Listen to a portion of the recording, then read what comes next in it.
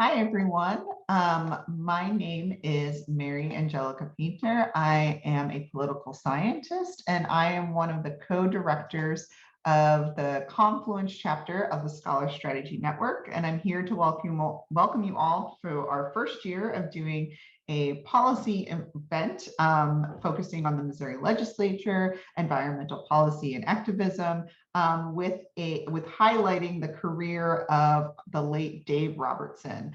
Dave Robertson was the founder of our chapter. He used to be the political science chair and has been a great mentor and friend across Missouri and the St. Louis region for understanding conservation and environmental policy. We'll have a lot of great things to discuss today, and I'll be introducing our speakers as we get to them. Our first one today is David Kimball. He is a political scientist professor at the University of Missouri St. Louis and also the head of the department there. And he is also my co-director for our Confluence chapter of the Scholar Strategy Network. So David, I will turn my mic off and share my screen and you can go and get started. All right, thank you, Mary. Glad to be here speaking to all of you. So our former colleague, Dave Robertson, who taught political science at UMSL for many years. He was one of the founders of Scholar Strategy Network and one of the founders of our local Confluence chapter. And we're starting this annual discussion of environmental issues in his memory. Dave was an expert in American political development, which examines how government institutions and policies were created earlier in our nation's history and how those institutions and policies continue to influence our politics today. And during the final years of his life, Dave conducted research on the history and development of environmental policy in the United States. His last published article examined how the United States went from being a, quote, leader to laggard on environmental policy during the past 50 to 60 years. In the 1960s and early 1970s, the United States passed a series of environmental laws regulating pesticides, Clean Air Act, Clean Water Act, National Environmental Policy Act, among others. Those laws at the time made us a leader in environmental protection. Today, things have changed dramatically in the last 60 years or so. Today, the United States ranks near the bottom of OECD nations, the advanced industrial democracies, on these environmental protection policies. And Dave identified two long-standing and deeply rooted institutions of American government that have contributed to this. And one feature is broad private property rights. The United States is unique among industrialized nations in granting extensive control to private landowners, control over their land and environmental domain around their land. These basic rules were established even before the United States was a nation, back during the colonial era, in order to encourage and govern continued westward settlement and expansion. And these rules were also enshrined in early national laws and in the United States Constitution, making them very difficult to change. As a result, it's, for example, it's very rare in other nations, but very common in the United States for private ownership of property beneath the soil, beneath the land. So like oil, gas, coal, and other minerals. In Canada, for example, as a comparison, over 90% of the oil reserves in Canada and over 90% of the forests in Canada are owned by either the national government or provincial government, their version of state governments. Canada certainly extracts those resources, but since they're largely owned by the state and federal government, they do so in a more balanced way that takes a longer term view of things and tries to consider the environmental impact of resource extraction. Private property rights in the United States encourages landowners to extract natural resources at an immediate profit, with little regard to the impact on their neighbors or the larger environmental impact. As one indicator of this, about 12 million Americans currently receive royalties from the extraction of resources from their private property. The second important feature of American government is what many political scientists call competitive federalism. That this broadly means that considerable government power is delegated to the state and local level, particularly the state level. And since the nation's founding, the national government, this is important in environmental protection, since the founding, the national government has allowed state governments to control natural resources within their boundaries. Since the beginning, states have competed with one another to control land. Early laws and the United States Constitution eliminated several state tools that they could have used to protect industries within their state, trade, credit, currency policies. And this has really encouraged the competitive side of federalism, a free market competition that encourages states to prioritize short-term economic growth over other goals. So, for example, states can and do frequently provide subsidies to attract business investment in their state. Polluting industries can threaten to leave a state if the environmental rules become too strict. The Constitution also gives state governments power to resist federal laws and regulations, and these are tools which they frequently use in the area of environmental protection in particular. Both of these features are used effectively by opponents of environmental protection laws in the United States. For example, states have their own environmental protection agencies to administer federal laws. About 90% of major regulatory programs in the environmental arena are implemented, enforced by state agencies. Many states have relatively weak enforcement of these laws. I think we're going to hear a little bit today about Missouri Department of Natural Resources, not exactly known for vigorous enforcement of environmental laws. States have a financial incentive for doing this. Most state governments benefit in terms of taxes, fees, and economic growth from oil and gas extraction, for example. Many states, this is sort of taking things more to the current environment. Many states, particularly those with Republican governments, have sued the federal government to block enforcement of air pollution, water pollution, and endangered species laws. If you've been following the climate change issue, 29 states, including Missouri, sued to stop the Obama administration's regulations on electric power plant emissions. That was the Clean Power Plan. On the other side, 18 Democratic states filed suit in defense of those regulations. And so the federal nature of our government, right, encourages opponents of federal laws to use state resources to challenge them and resist them. Demands for stronger environmental protections will not go away, but likely changes to these two institutions, private property rights and federalism, will need to be made in order to change the incentives that sustain our current environmental policy. So that's sort of a brief summary of Dave's research. In the chat, for those interested, I've posted a link to Dave Robertson created a reading list if you want to find sources on the history of environmental policy and politics in the United States. I've posted that there. For those interested, we've also set up a scholarship at UMSL in his name. Post a link to that real quick. There we go. And I'll stop there. Thank you.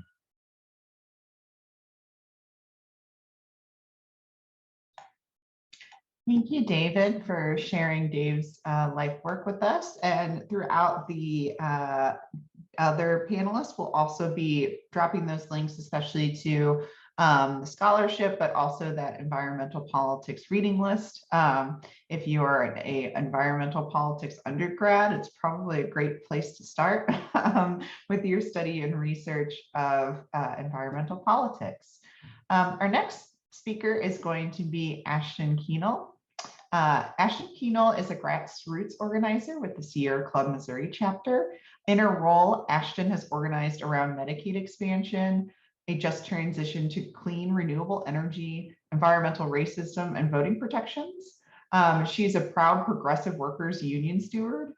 She lives in South City, St. Louis, and is a St. Louis University alum. And she's going to give us a little bit of background on what's been happening in the Missouri legislature this term, this session. So Ashton, whenever you're ready, take it away. Thank you so much, Mary, and thank you everyone for being here today.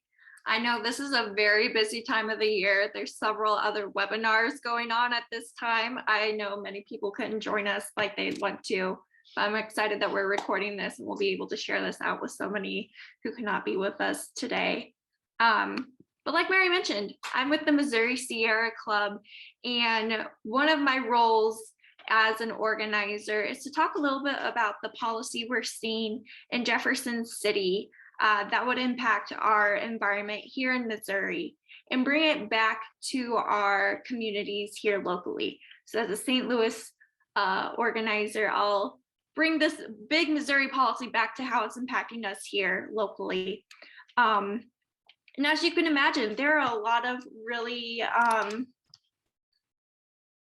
outstanding in the worst way possible bills in Jefferson City in the Missouri State Legislature that would negatively impact our environment.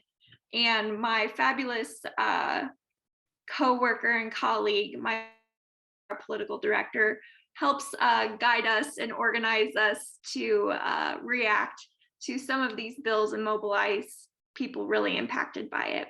So today I'm going to talk about 4 of our biggest policy priorities this legislative session. I'm very happy to announce that there are only 6 Mondays left of the session, so we're getting closer to the end of some really potentially damaging bills and policy. So with that, I'm going to go into a little bit of these bills. I will also say I will be dropping a link to where you can find more information about this, take action on these bills, what have you, at the very end of my little presentation. But with that, I'm going to go into our 4 big priority issues right now. Starting with the couple of bills we are seeing, Senate Bill 1115, excuse me, and House Bill 2485. For those interested. This is the act of turning plastic recyclables into fossil fuels here in Missouri. We are seeing that instead of plastic containers being recycled properly, there's this bill that is propositioning that we are using plastics and to turn this into other fuels, dirty fossil fuels, without requiring any formal permitting or facility oversight. And if they're going to be recycling these plastics into fuels, this is causing a lot of new contaminations that would have a lot of very negative impacts on our public health and our environment. We'll see high concentrations of dioxin, furans, heavy metals, which include mercury, cadmium, and lead, and several particulates that can cause cancer, reproductive and developmental problems, and damage to people's immune systems. But the gist of this is that politicians in Jefferson City are posing this process as advanced recycling, when it is not. It is in fact the practice of converting chemicals of plastic into fossil fuels for combustion. And despite 50 years of experimentation, the chemical recycling projects are not maturing and not delivering on conversions as well as they said they would. There is no plastic to plastic operation that has been able to take to scale to really capture the problem. And this is in fact showing that a 2020 report by Greenpeace examined that projects promoted by these folks, by programs like this to divert plastic waste from landfills, found that none of the plastic to plastic projects are really viable. And in fact, there's little investment in it, and it is not helping reduce the production of plastic or pollution. In fact, this is help exacerbating the plastic and recycling crisis that we are seeing already here in Missouri and across the state. And in fact, these processes are also producing a lot of carbon in the transfer from plastic to fossil fuel. So it's very problematic and something we are watching here, especially when we know that the St. Louis area has some of the worst air quality in the state and in the country. So the fact that we could be producing and adding more to this air quality issue could be a very large problem for our public health and environment. So something we're following. Don't turn plastics into fossil fuel. Pretty simple. The next thing, or the next policy that we are following is in regards to CWIP, or construction work in progress. In 1976, Missouri voters passed through the ballot initiative by 2-to-1 margin, the banning of CWIP, which means that this overturned a Missouri Public Service Commission's decision, the folks who oversee our utilities, to make sure that folks using utilities were not going to be paying for utilities until they were up and running, and protecting consumers for being charged for outrageous rates before entities are actually up. And this is to protect us so utilities don't create more and more infrastructure that we don't actually need, but as a way to get money from utility folks. So that is CWIP in a nutshell, that passed in 1976. Here in Missouri, we are seeing our Missouri State Legislature trying to overturn it.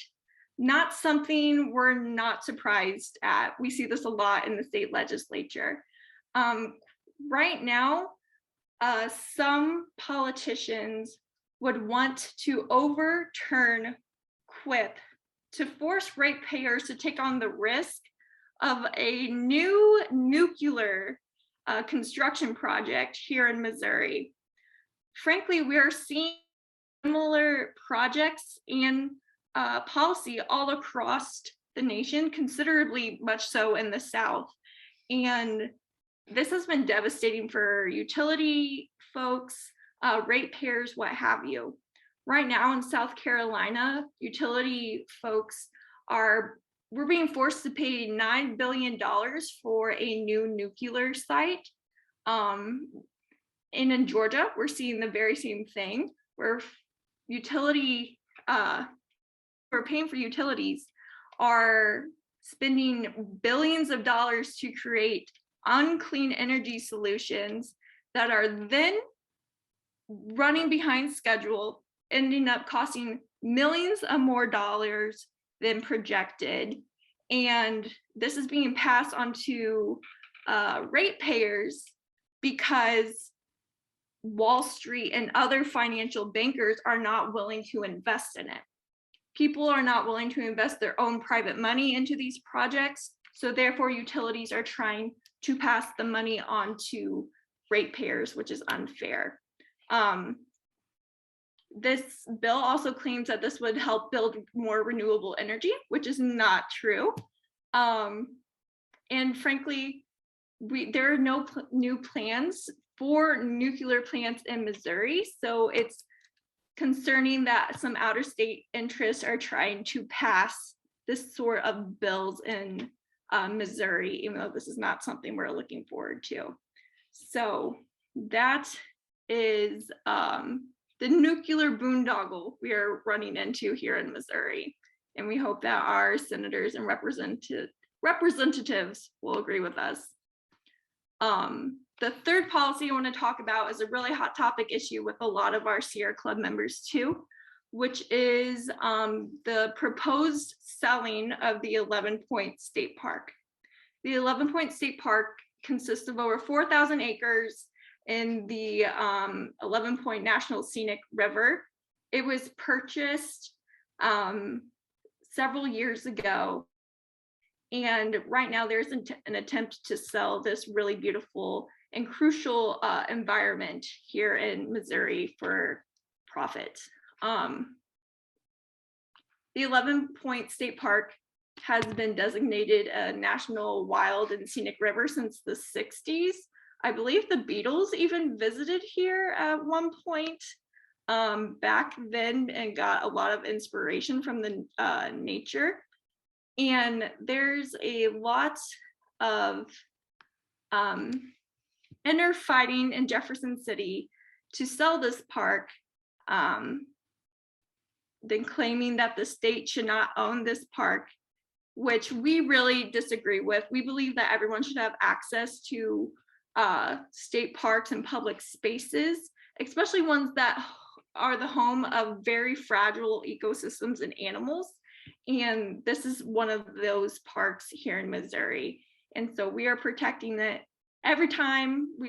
I've been with the Sierra Club for 4 years now, and I've seen it every 4 years being introduced in the legislative session. So it's something we're working on protecting and fighting for. And it's a beautiful, beautiful river if you ever want to go kayaking or anything on it.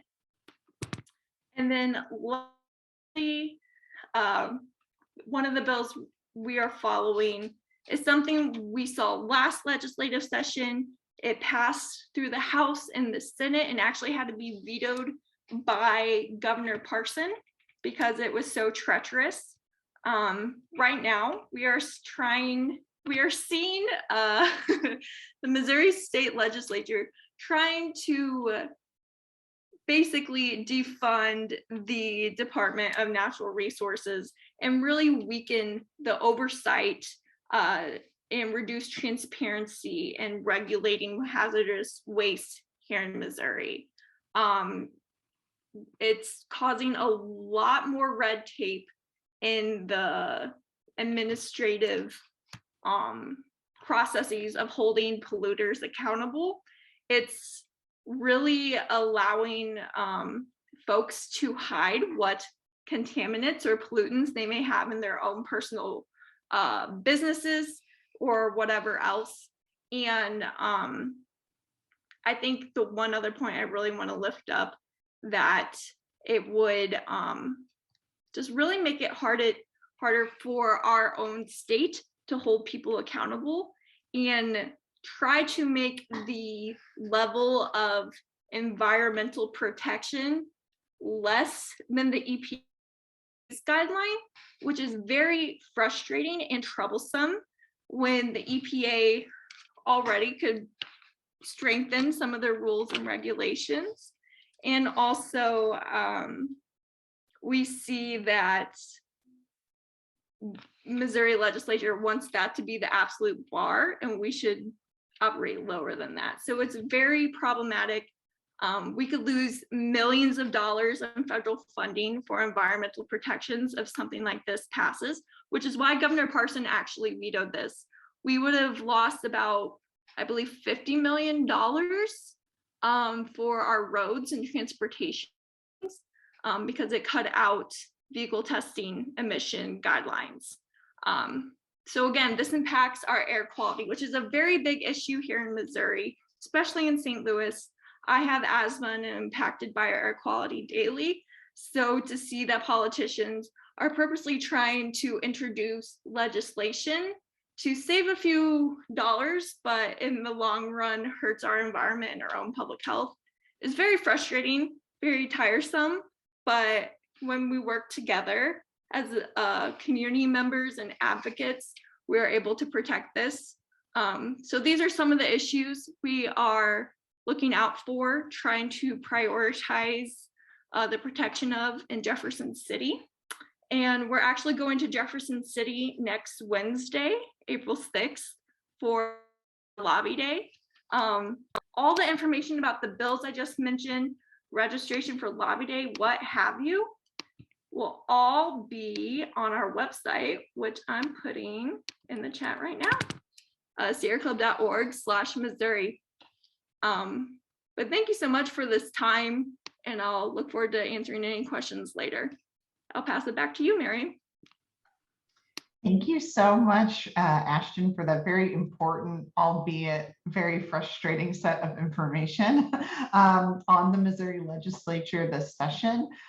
Very sad to hear about that, that last bill that got vetoed coming back, but that seems to be an evergreen topic in the state of Missouri legislature, is like bringing back old policy that died and then trying to get it passed again. All right, thank you again. So our next speaker is going to be Tara Roach. She's going to talk about her interdisciplinary work at WashU and experience with the Department of Natural Resources. Tara is an assistant professor of practice and an assistant director of the Interdisciplinary Environmental Clinic, focusing on issues of environmental justice, water protection, and the effects of coal-fired power plants. She joined the law school after over 10 years of litigation experience, including work on efforts to hold a mining and smelting organization responsible for lead poisoning caused by its operations. So Tara, I'm going to pass it over to you and go and get started. Hi, how are you? All you people that I can't see, but I hope you're actually out there.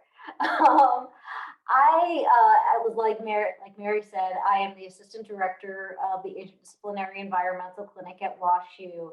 Our clinic works on a number of environmental justice matters, including those relating to nutrient pollution from agriculture, CAFOs, which are concentrated animal feeding operations that are as disgusting as they sound, and air quality. My work, however, as Mary indicated, focuses on coal ash, water pollution, and environmental justice. Unfortunately, as Ashton sort of explained, the state legislature and our state's agencies are not often inclined to assist us with this work. And the laws, regulations, and administrative permits that they issue often favor industry over the environment. Unlike Sierra Club, we are not in a position where we can lobby for those laws to be changed. It's just not within our ability, but instead we partner with nonprofits like Sierra Club. We partner with legal aid agencies, and we partner with faculty throughout the Washington University ecosystem, whether it be environmental sciences, engineering, public health, geology, and work towards the public good. So while we suggest improvement to laws, we object to regulations and permits that are inappropriate or fail to follow the laws as they exist. And we also engage in projects that improve the situation on the ground. In essence, we need to work within the existing governmental structure and its limitations to do what is possible given the hand that we're dealt. One of the main areas in which I work relates to power plants. We push for clean disposal of coal ash waste in ways that protect our groundwater, streams, rivers, and drinking water sources. I don't know if you all know what ash ponds are, but essentially when you burn coal to produce energy, you're left with ash, which is, if you ever had a barbecue, you've seen some amount of coal ash. This is on a much larger scale. It ends up getting sluiced with a whole bunch of water and put in these deep, 100-foot deep, unlined pits that abut our region's waterways, the Missouri River, the Mississippi River. These unlined pits are leaching toxins that can include arsenic, boron, and molybdenum, and other nasty things. The toxins pollute our waters. Unfortunately, DNR does not hold these power plants to account. Instead, it drafts permits that essentially legalizes this pollution. Under the existing Clean Water Act, you cannot pollute the waters unless it is permitted. In other words, a governmental agency gives you a permit, and DNR hands those permits out. Right now, in fact, it has proposed a general permit to allow coal ash plants to leach, who leach toxins into groundwater, to make it okay when those toxins reach our rivers. And I don't know if you all know this, but those rivers is what we drink. Our drinking water in this region comes from the Mississippi and Missouri rivers. It's clean before it gets to us, so you're not drinking straight up coal ash, but we don't want it there. In addition, with regard to the coal ash plants, the coal plants, we push for a reduction in thermal pollution from the power plant's cooling system. They use heat water from rivers to cool their plants, and they dump that heated water after it circulates through their facility directly back into the Missouri River. Fish are not happy when you dump water that's 20 degrees higher than the river itself right on their heads. There are endangered species in that river, including the pallid sturgeon and some mussels, and particularly the pallid sturgeon is very heat sensitive. Unfortunately, the way the laws are currently drafted, the entity in charge of determining whether or not it is harming endangered species is the polluter itself.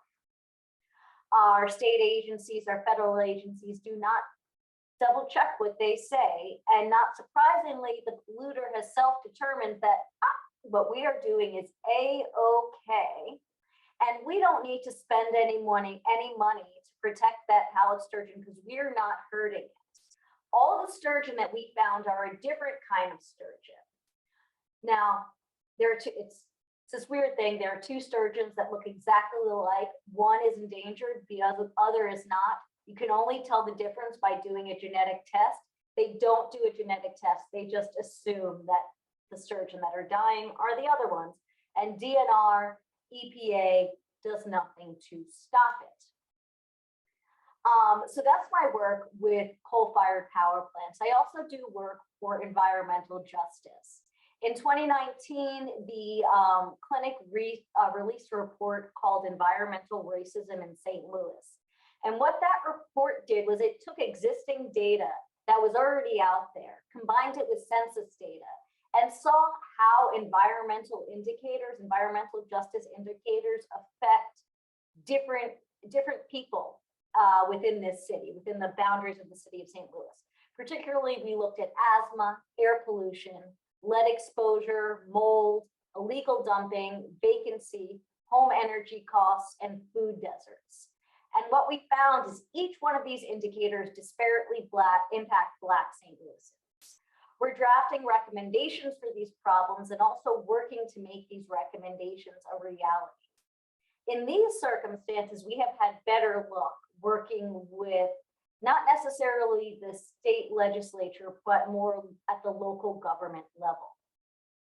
Vacancy, for instance, is a huge problem in St. Louis. St. Louis suffers from what's called hypervacancy, which means that at least 20% of the properties within city limits are vacant. That amounts to over 24,000 vacant parcels in this city, over 10,000 of which are buildings. In some neighborhoods like the Ville and Jeff Vanderloo, there are actually more vacant parcels than there are occupied parcels.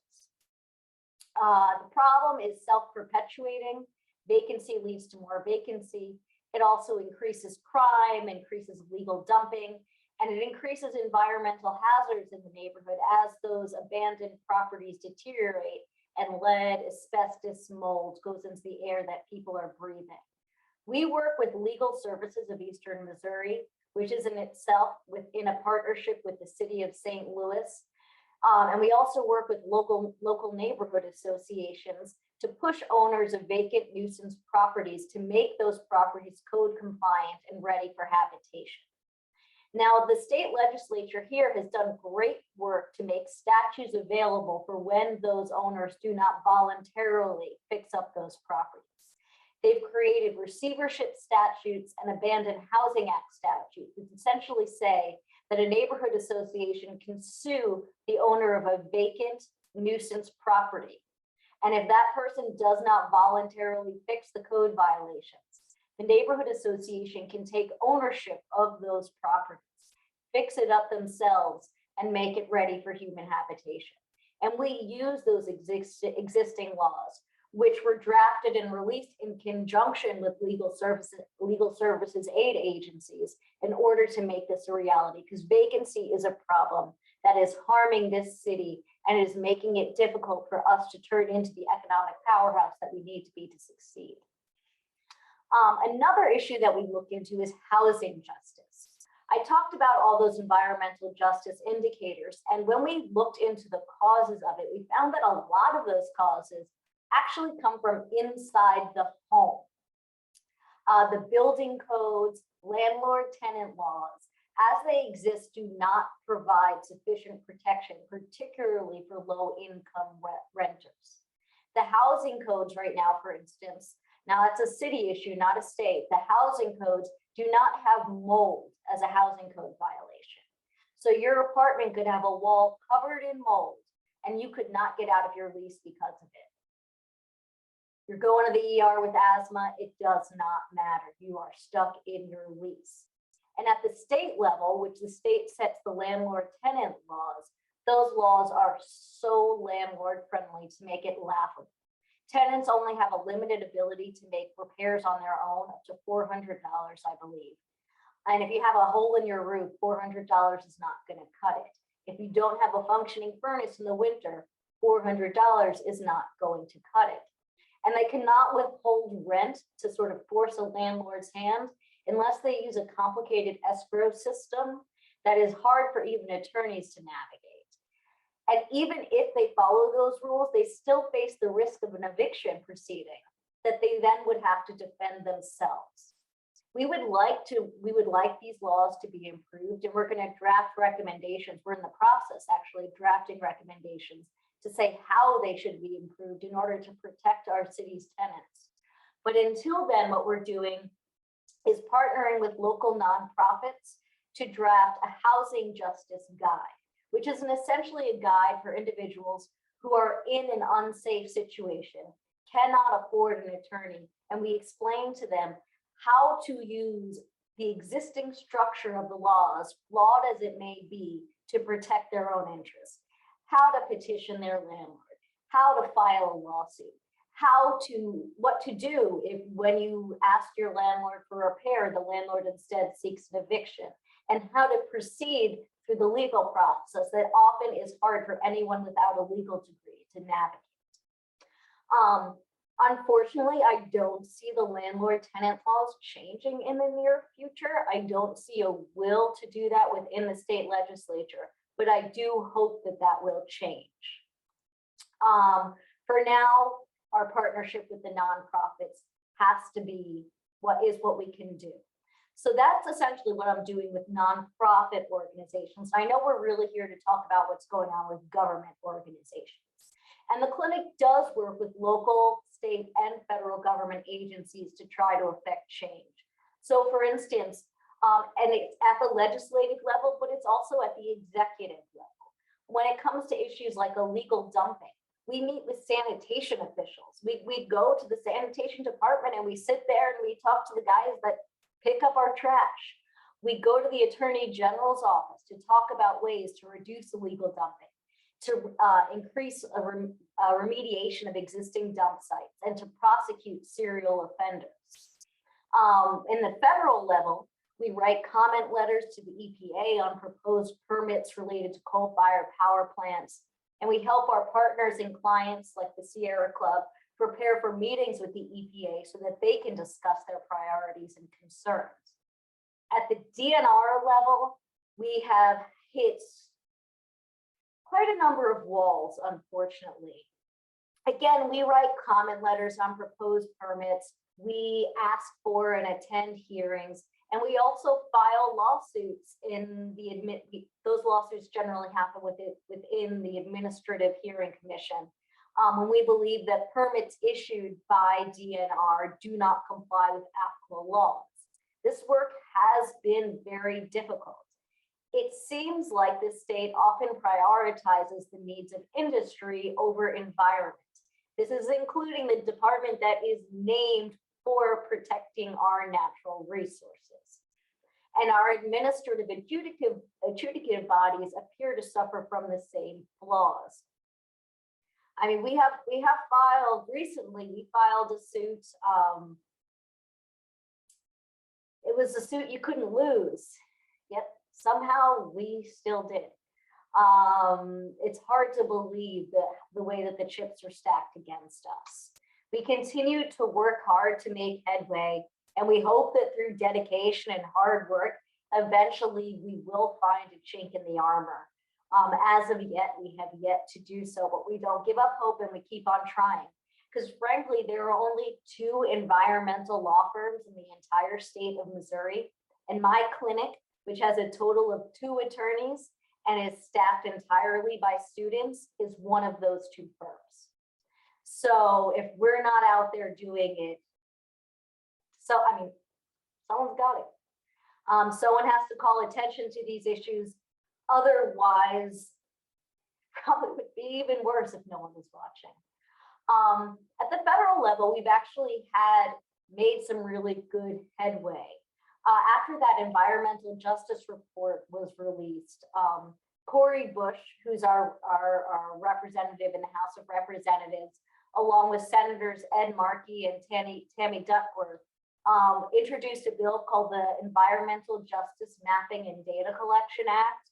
And it's essentially a federal bill that takes the work that we did, but expands it to the entire country on steroids, using the resources and everything of the federal government to figure out what environmental disparities affect what areas on sort of a neighborhood by neighborhood level, so that dollars spent by the federal government can be put where they're needed most. Because right now, when grants go out, it's often those with attorneys with large corporations that manage to swipe that money up. And the government money so often does not go where it's needed the most. This act would say that the government should use data, should take a hard look of where that money is needed and put it where it needs to go. Bill's still out there. It's got 56 co-sponsors in the House of Representatives, and we are keeping our fingers crossed for that. So that is essentially the work that the clinic is doing, trying to work within the system that we have. Thank you so much, Tara. That was really wonderful to hear about all the work that your clinic has been doing. I have some follow-up questions for both you and Ashton. And if anybody here also has a question, feel free to type it in the Q&A. Ashton, first to you. We are often reactive, right, to the Missouri legislature. We're often trying to put out fires. I often describe Missouri's government and politics as frogs coming out of the sink constantly. We're just trying to pick up the frogs as they come in the sink and put them back outside. But the same frogs keep coming in. But I guess my question to that is, how can we be more proactive about environmental policy or some of these bad policies that are coming in Missouri? Do we have a possibility of passing good policies? Yeah, absolutely. Yes, there is possibilities to pass good policy, but we also need good lawmakers elected. And that's another lane that the Sierra Club leans into, a lot of electoral work. How are we getting environmental champions and people who actually center these issues into their campaigns elected into office? This year's midterms, 2022, a big opportunity to win some seats in Jefferson City, especially because we just did redistricting. So we have new legislative maps and how our districts are going to be drawn. And there's some opportunities to really elect some environmental protections and environmental champions across Missouri this session. and maybe not even this session, but we have more opportunities to build power and maybe get there in the next few election cycles. But also, it's when we can't pass things at a state level, like Tara mentioned earlier, passing things by the local level has been the most, frankly, the most fruitful way to actually enact policy here in Missouri. Some cities like St. Louis and Kansas City have signed on to renewable energy commitments. And so now we're working with them to actually implement and start working towards those goals. And there are several other cities. I think there's about 25 other very large cities across Missouri that represent, I think, 1/5 of the population who are in cities who want to transition to renewable energy. And frankly, a lot of, especially with federal monies coming down through a lot of recent grants and whatnot, there's going to be opportunities for our local municipalities to lean into climate resiliency and other environmental protections. Thank you, Ashton. I guess I have two questions then for Tara that are kind of related to some points that Ashton just made. I'll start with the first one. Since you brought up coal like very early on in your discussion, Tara, I know Missouri is one of the most highly used coal energy states in the United States. I think you probably know better than I do the ranking of our state, but maybe building off some of the things Ashton said, like working with local leaders, but how can Missouri move from coal power to more renewable energy? And what can us as denizens or citizens of the state really help with that effort? Well, frankly, moving away from coal into renewable makes financial sense to anyone. I mean, just take away the issue of